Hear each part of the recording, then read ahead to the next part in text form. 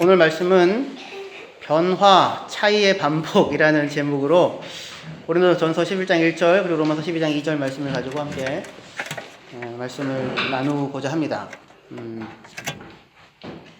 고린도전서 11장 1절 말씀 보시면요, 내가 그리스도를 본받는 자가 된 것 같이 너희는 나를 본받는 자가 되라 라고 말씀합니다. 지난주에도 같은 부문이었는데요, 인생에 있어서 성공은 어느 자리에 도달했느냐가 문제가 아니라 어느 자리에 도달했든지 간에 그 자리에서 그리스도를 본받는 자로 살아가고 있느냐라고 하는 것이 성공이라고 했습니다. 그래서 그게 우리의 가치고요. 이상한 사람들입니다. 네. 바울은 로마 시민권자였는데 그게 무슨 인생의 성공이 아니고, 가말리엘 문화에서 잘 나가는 사람이었다가 인생의 성공이 아니었고, 예수를 만난 순간 인생이 달라지잖아요. 성공의 자리에 들어서게 되죠. 그래서 매 맞고 빌립보 감옥에 갇혔어도 찬송을 합니다. 그것이 그리스도를 본받는 그 삶을 살아가는 것을 방해하지 않는 겁니다. 그리고 오히려 그 자리로 바울을 밀어넣고 있는 겁니다.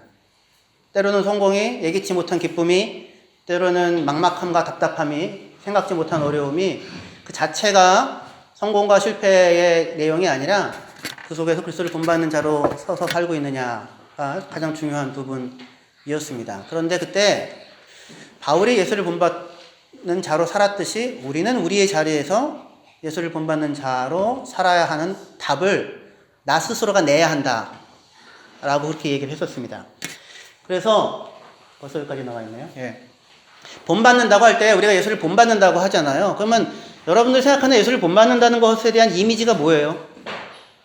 자, 어떤 의미에서 본받는다는 것은 반복하는 거잖아요. 요즘에는 별로 그런 일을 못 보는데요. 이전에는 한 4년, 5년 전만 해도요, 우리 유나는 항상 미나를 본받았습니다. 미나가 하는 거를 그대로 따라 했어요. 지금은 더 이상 그렇게 하지 않습니다. 지금은 서로가 경쟁 상대여서. 근데 그 이전에는 예를 들어서 옷을 어떤 걸 입으면 그대로 따라하고, 훨씬 어렸을 때 얘기입니다. 그래서 그렇게 따라하면서 자기도 배워갔어요. 그렇게요. 그러니까 민하보다 첫째보다 둘째가 유나가 훨씬 말을 잘하더라고요. 물론 이제 본받아서 잘하는 것도 있지만 기질적으로도 그러기도 한데, 어쨌든 지금 이제 본받는다고 할 때 그것은 일종의 반복이잖아요. 누가 하는 것을 나도 하는 거죠. 그런데 미나가 하는 모습을 유나가 그대로 한다고 해서 똑같은 모습이 나타나는 건 아니죠. 반복해서 배우는데 차이가 있죠. 근데 그 차이야말로 참 신묘한 겁니다. 그게 때로는 너는 왜 언니만 못하니? 이런 것이 될 수도 있고, 때로는 되게 똑같이 따라하는 것 같은데 저게 신기하다, 참 훌륭하다, 이런 것도 있잖아요. 그죠? 그래서 본받는다는 것에 가장 기본적으로 놓여져 있는 게 뭐냐면, 그것을 반복하는데, 똑같은 것을 반복하는 게 아니라 그것을 반복하는 사람에 따라서 차이가 발생한다, 이겁니다. 여기 다 이해되시죠? 그래서 아버지와 아들이에요. 아버지와 아들. 민기는 저를 닮았습니까? 예, 그래 보입니까? 저는 제 아버지랑 똑같습니다. 여러분들 못 보셔서 그런데, 제가 나이가 들어가면 들어갈수록 더 내가 아버지랑 닮았구나 하는 걸 느껴요. 하지만, 저희 어머니가 볼 때는 제가 저희 아버지랑 닮은 점도 많이 있긴 하겠지만, 다른 점도 되게 많이 볼 거예요. 그죠? 그래서 반복하는데 어떤 차이가 생깁니다. 근데 그것이, 어떤 부분은 더 그럴듯하고 더 멋진 좋은 부분일 수도 있고, 어떤 부분은 아빠만 못한 부분일 수도 있겠죠. 그렇죠? 하지만 이렇든 저렇든 간에 가장 아버지와 닮은 DNA를 가지고 있는 아들이 아버지를 반복하지만 내가 다른 어떤 부분이 있기 때문에 차이가 발생하잖아요. 선생님과 제자도 마찬가지죠. 우리가 예수님이 선생님이고 우리는 다 예수의 제자들입니다. 그러면 우리는 다 예수를 본받으려고 뭔가를 반복할 거예요. 그런데 그것을 하는 사람들이 다 다르잖아요. 그러니까 또 차이가 생겨나겠죠. 그러니까 천편일률적이지 않아요. 그렇죠? 천편일률적이지 않습니다.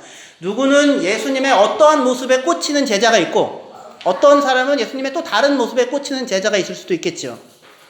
그렇죠?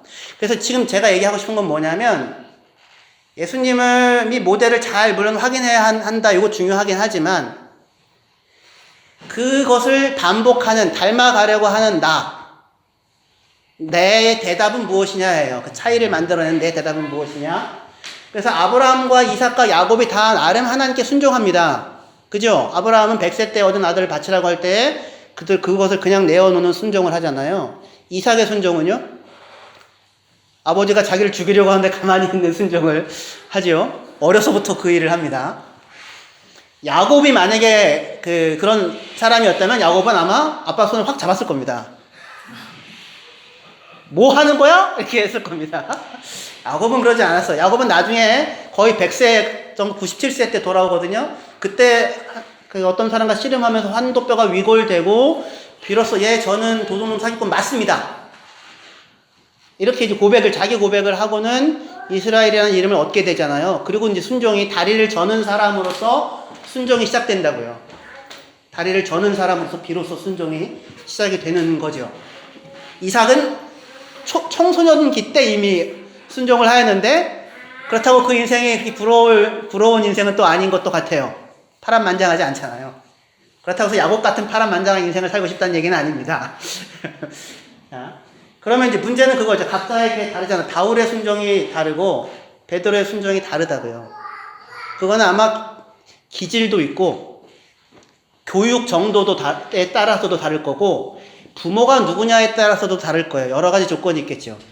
그렇죠? 이때 이제 제가 묻고 싶은 건 뭐냐면 그러면 나의 순종, 나의 대답, 내가 예수를 따라가는 반복 그것은 뭐냐예요. 근데 거기에 덧붙여서 오늘 나의 대답은 오늘 지금 이 자리에서 나의 대답은 무엇이냐 이겁니다. 그래서 중요한 것은 뭐냐면 우리가 예수를 닮아가야 한다라고 하는 목표와 방향은 분명히 있지 않습니까? 그러면 그것을 반복하는 가운데 우리가 진정으로 예수를 닮아가고 변화를 낳을 수 있으려면 어떤 그 생각을 가져야 하는가 요거를 오늘 조금 더 살펴보려고 합니다. 그 다음 페이지 넘겨주세요. 고린도서 11장 1절 같이 읽어주시면 좋겠는데 제가 같이 읽자고 할 때는 잠자는 영혼이여 깨소서 이런 마음을 담고 있다는 사실을 아시고 여러분들이 목소리를 높여주세요. 제가 목소리를 높이지 않도록. 자, 고린도서 11장 1절 시작.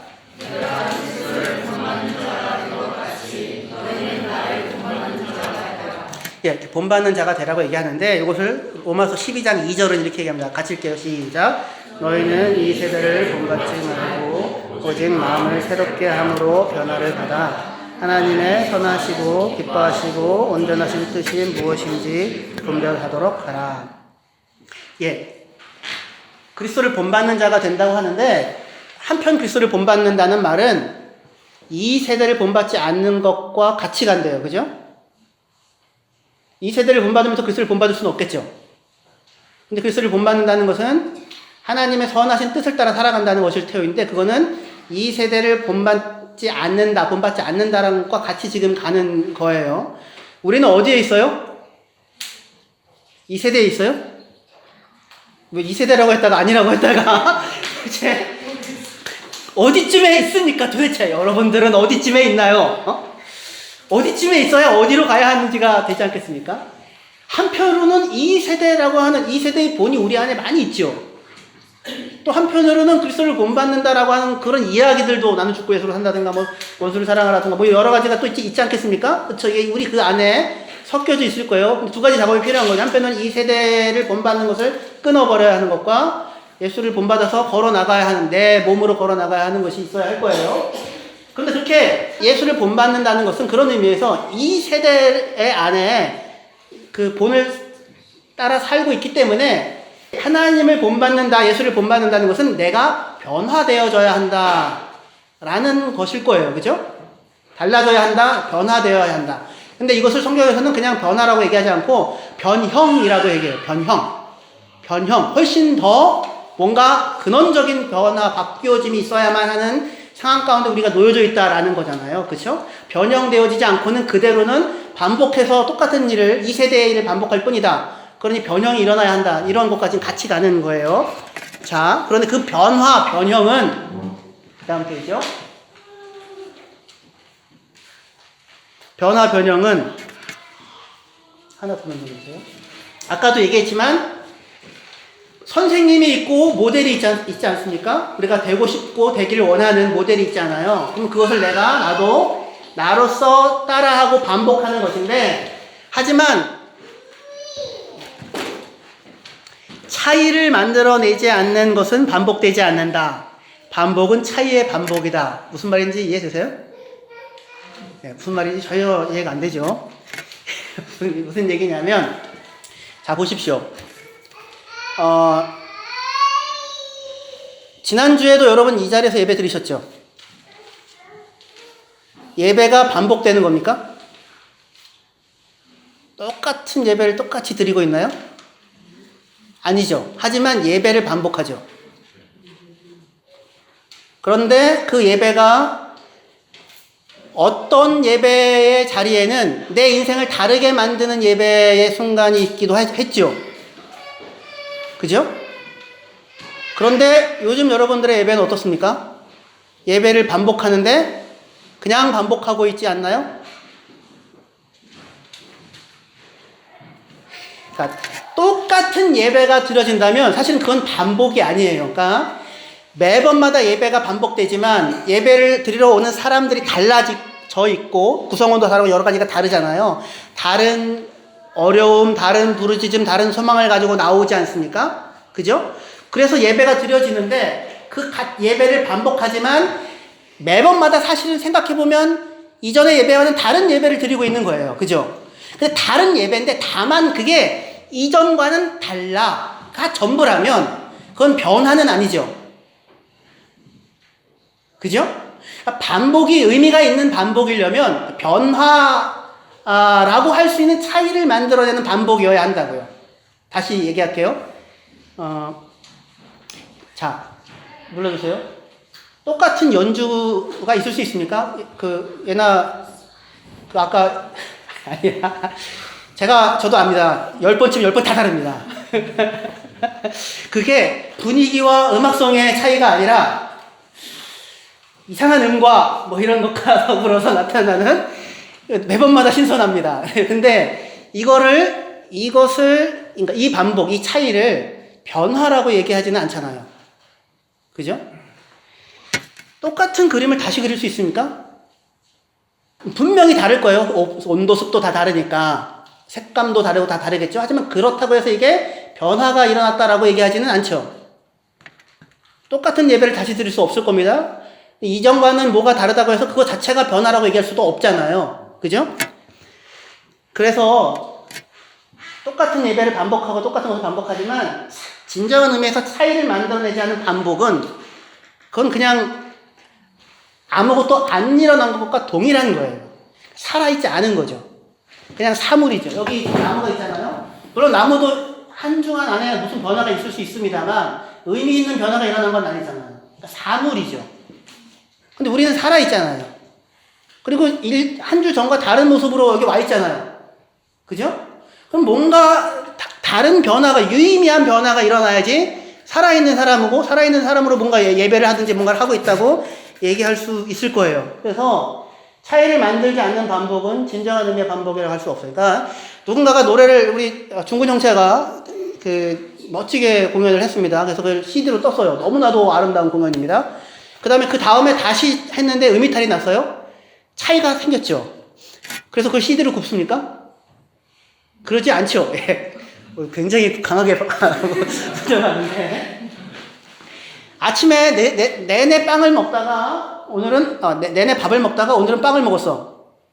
여러분들의 인생에서 이거는 진짜 어떤 변화라고 얘기할 수 있습니까? 왜 아니에요? 내내 밥 먹다가 빵을 먹었다고 기억하는 날이 저한테 있어요. 왜냐면 한국에서는 늘 밥만 먹었잖아요. 독일에 와서도 뭐 먹었을까요? 밥 먹었다고요, 밥.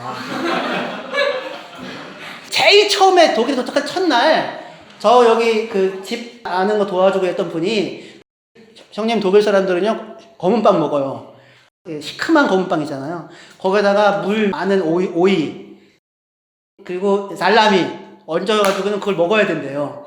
그래가지고, 독일 적응! 해가지고 막 먹었잖아요. 도저히 먹을 수가 없으나, 그때의 열망, 독일에 적응하고야 말리라. 그래가지고 그걸 억지로 다 먹었던, 도저히 사실은 먹기 힘들었던.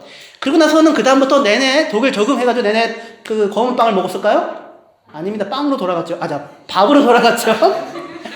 그래서 맨날 같이 밥을 해 먹었다고요. 그러다가 어느 때부턴가 점점 나도 알지 못하는 사이에 아침에는 빵이 되더라고요. 몇 년이 걸렸어요. 금방 안 되고. 그러니까 이건 변화죠. 이게 지금 그러니까 무엇이 바뀌었느냐 자체가 아니라 그 어느 시기 어느 상황에서에 따라서 의미가 달라지잖아요. 드디어 빵 먹기 시작했어. 그 얘기가 독일에서의 적응과 생활이 많이 일어났고 한국적인 삶을 놓고 독일적인 삶으로 진입하고 있다라고 하는 어떤 상징적인 순간이 되잖아요. 그죠? 자, 그러니까 말하자면, 다시 정리할게요.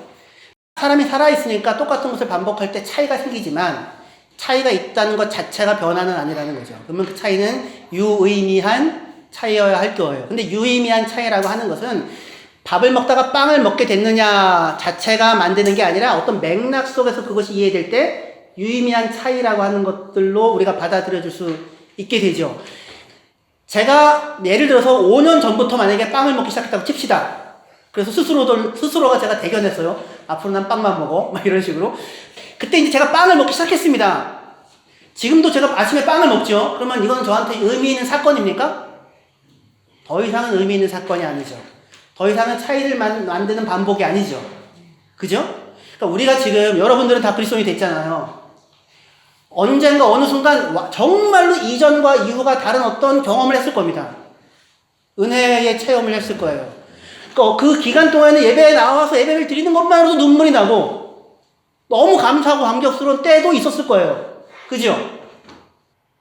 그런데 이상하게 그게 지속이 되지 않고 예배의 자리에 있는 게 아무 의미가 없고 습관적으로 앉아있는 형태가 되기도 하잖아요. 그러다가 또 어느 순간에는 내가 내 자신이 삶의 다른 맥락에 처하게 될 때 갑자기 내가 만약에 내 자녀가 아프다면 이전에부터 드리는 예배랑은 다른 예배가 되지 않겠습니까? 내 삶이 갑자기 다른 맥락에 처하게 될 때 똑같은 예배인데 똑같은 구성원인데 내가 아무것도 달라지지 않았는데 내 예배는 이전과는 뭔가 다른 예배가 되어줄 수도 있겠죠. 그죠? 자, 그래서 보세요.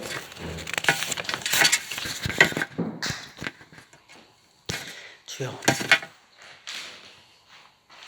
어제의 은혜, 삭개오가 날마다 재산의 절반을 나눈다면 웃긴 거죠. 그쵸? 그리고 사마리아 여인이 날마다 예수가 자신의 과거를 말했다고 그 다음날도 얘기하고 1년 뒤에도 얘기한다면 웃긴 거죠. 실로암 성경이 날마다 눈 감았다 뜨기를 반복하는 나를 눈뜨게 하신 이가 예수입니다. 이걸 반복한다면 이건 아무 의미가 없는 거죠. 그렇죠? 그러니까 우리는 어느 순간 이런 경험이 우리 인생 가운데 있었어요. 그럼 더 이상 눈뜨기를 반복할 수 없다고요. 그죠? 그래서 이거는 모네 그림입니다. 성당인데요. 똑같은 성당을 아침, 점심, 저녁에 사시사철을 따라 계속 그렸어요. 어떤 게 제일 마음에 드십니까? 그게 제일 마음에 들어요? 확 들어가요? 다른 분은 혹시 없어요? 그래. 알았어. 아직 결혼하기 전입니다. 아직 결혼하기 전이고요. 결혼하고 난 다음 1년 후에 한번 다시 한번 물어보고 10년 후에 다시 한번 물어볼게요. 어떤 차이가 생기는지. 네? 이건 뭐냐면 똑같은 것인데 주변 환경과 상황이 다르고 또 그것을 그리는 내가 다르니까 다른 그림들이 나오잖아요.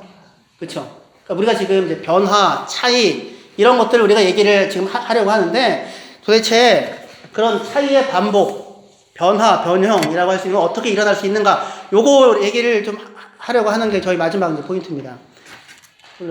똑같은 점이죠. 어떤 게 커요? 똑같아요.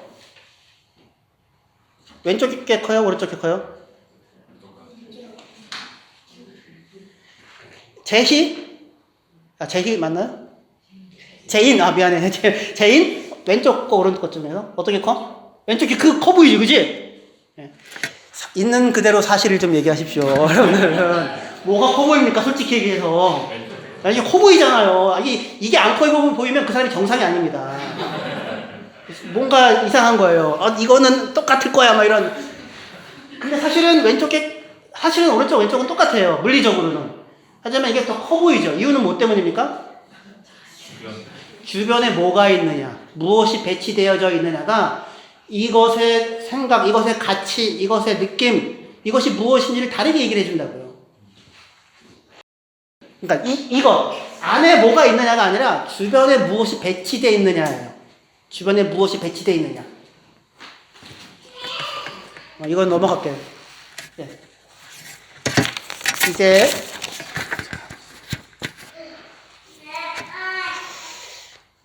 의미의 논리 뭐냐면 곁에 무엇이 있느냐, 곁에 무엇이 배치되어져 있느냐에 따라서 의미가 달라집니다. 첫 번째, 22명 골대가 있으면 이건 뭐예요? 축구죠. 그리고 그 공은 무슨 공입니까? 축구 공이죠. 그런데 6명 네트가 있으면 이건 뭡니까?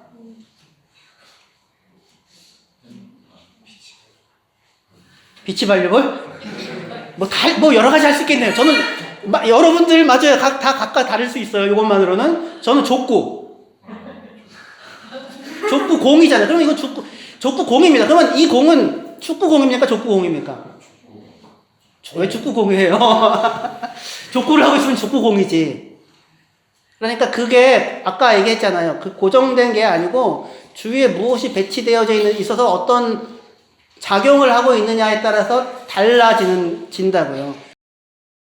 1번 수출 제한 이것만 있으면 이건 별 의미가 없어요. 근데 전쟁, 성노예, 강제징용 이러면은 이 배치에 따르면 완전히 다른 얘기가 되잖아요. 그죠? 그래서 무엇과 접촉되어져 있느냐, 어떤 연결 가운데 있느냐가 중요한데 이 세대의 배치와 하나님의 선하고 깊은 뜻의 배치가 다르다고요. 그래서 의미라고 하는 것은, 가치라고 하는 것은 그 자체가 아니라 무엇과 무엇이 연결되느냐에 따라 달라지는 거예요. 사마리아 여인, 남편 5명, 6번째 남자랑 동거 중, 요것만 보면 이 여인은 어떤 인간입니까? 얼굴 들고 다닐 수 없는 인간이잖아요. 그렇죠. 이 사실이 변화됐습니까? 예수를 만나서? 이 사실이 변화되지 않았다고요. 이 사실이 변화되지 않았는데 예수를 만나자 그 인생의 의미가 다르게 배열되어지기 시작했습니다. 메시아를 만나는 것을 통하여서. 삭개오, 신령함 소경, 노예 요셉, 양치는 80세 모세.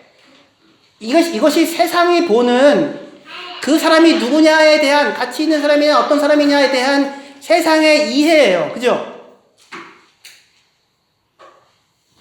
80세 양치기 모세, 아직도 미디안에 있는 세상의 이해라고. 근데 그 삶을 전혀 다르게 만들어주는 만남이, 재배치가 일어나죠. 하나님이 모세를 찾아오므로, 하나님이 요셉을 부르심으로. 그죠? 여기에 우리가 달라질 수 있는, 우리가 새롭게 삶을 살아갈 수 있는 근원이 이 만남과 이 마주침에 존재한다고요. 예배는 하나님의 말씀을 듣습니다. 찬양을 합니다. 기도를 하죠. 여러분들 일상에서 이것을 하십니까? 이 형태로는 잘 안 하죠. 이건 그러니까 마주침입니다. 충격이에요. 이렇게 하다가 이렇게 부딪히는 것 같은 부딪힘인 겁니다. 무엇과? 하나님의 말씀과. 하나님이 찾아오신 것. 내가 너를 불렀다. 내가 너와 평생을 동행하겠다. 내가 너를 이스라엘을 구원할 자로 보낸다. 내가 너를 사람을 낚는 어부로 삼겠다. 내가 너를 제자로 부르니 나를 따르라. 라고 하는 그 부름에 의하여 나의 이전의 인생이 재배열되어지고 새로운 의미를 얻게 되어지는 것입니다. 그러니까 이 은혜의 마주침이 우리의 삶을 새롭게 보고 새롭게 만들 수 있는 출발점이 될 것입니다. 실로암 소경은 그는 평생 어떻게 생각했냐면 아버지의 죄나 내 죄 때문에 내가 나면서부터 소경되었다고 생각하고 인생을 살아왔어요. 이것 말고는 다른 자기 삶을 바라볼 수 있는 전망이 없었어요. 그죠? 그런데 어느 날 그가 소경된 것은 하나님의 영광을 위하여서다 라고 이야기해주는 예수와 만났어요. 그러자 이전의 삶이 전혀 다르게 재배열되어지는 거예요. 소경으로 난 것도 하나님의 은혜였구나. 완전히 새로운 변화죠. 비로소 눈을 떠서 보는 게 아니라 그 만남이 소경으로 태어난 것도 하나님의 은혜였구나 라고 자기의 인생을 새롭게 완전히 배치하여서 볼 수 있는 그 시야야말로 눈을 뜨게 된 거라고요. 그래서 그 이후부터는 눈뜨기를 반복하는 퍼포먼스를 통해서 하나님의 은혜를 전달하는 사람이 아니라 오늘 내가 걷는 삶의 모든 순간순간 가운데 하나님의 은혜가 아닌 것은 아무것도 없구나를 증언할 수 있는 사람으로 살게 되잖아요. 그것이 실로암 소경만이 증언할 수 있는 그의 독특한 차이의 반복이에요. 여러분들은요? 하나님께서 각각 우리를 그 삶의 자리로 부르십니다. 그리고 주일날마다 우리가 모여서 예배를 드릴 때 그 마주침을 겪게 하실 것입니다. 귀를 기울여 소망하는 마음을 가지고 간절한 마음을 가지고 하나님 앞에 나아가십시오. 나의 소망의 간절함이 변화를 만들지 않습니다. 나의 소망의 간절함이 변화를 만들지 않습니다. 하나님의 자비하심과의 마주침이 우리 인생의 변화를 만듭니다. 기도하시겠습니다.